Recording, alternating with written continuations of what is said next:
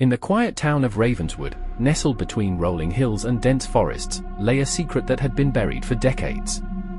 An abandoned railway tunnel, known as the Forgotten Tunnel, stretched deep into the earth beneath the old, overgrown forest.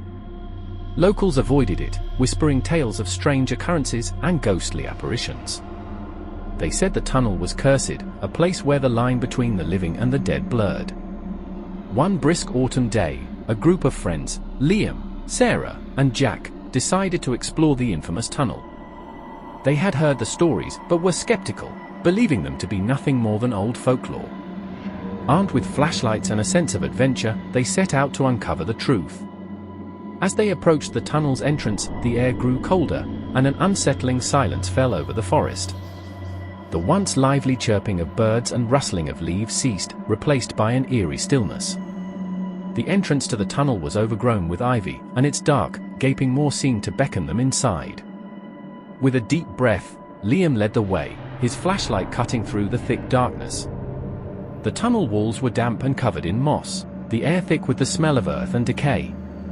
As they ventured deeper, an unsettling feeling crept over them, a sense that they were not alone. Suddenly, their flashlights flickered, and a low, mournful wail echoed through the tunnel.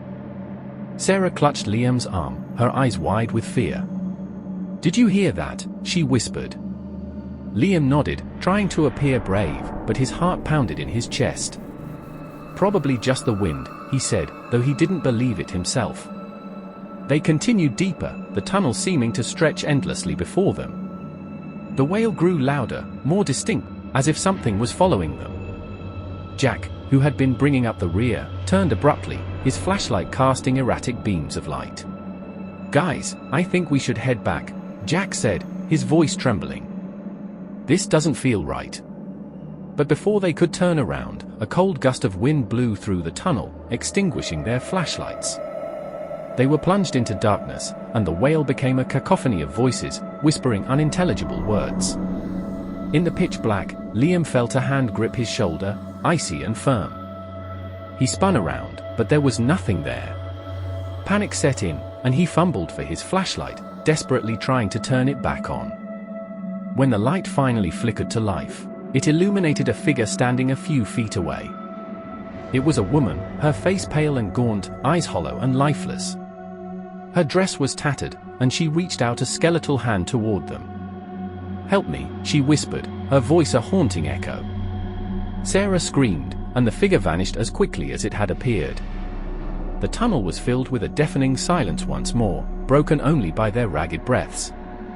"We need to get out of here," Liam shouted, grabbing Sarah's hand and pulling her toward the entrance. Jack followed closely behind, his flashlight flickering sporadically. As they ran, the whispers followed them, growing louder and more desperate. They stumbled out of the tunnel, collapsing on the ground outside, gasping for air. The forest seemed alive again, the sounds of nature returning as if nothing had happened.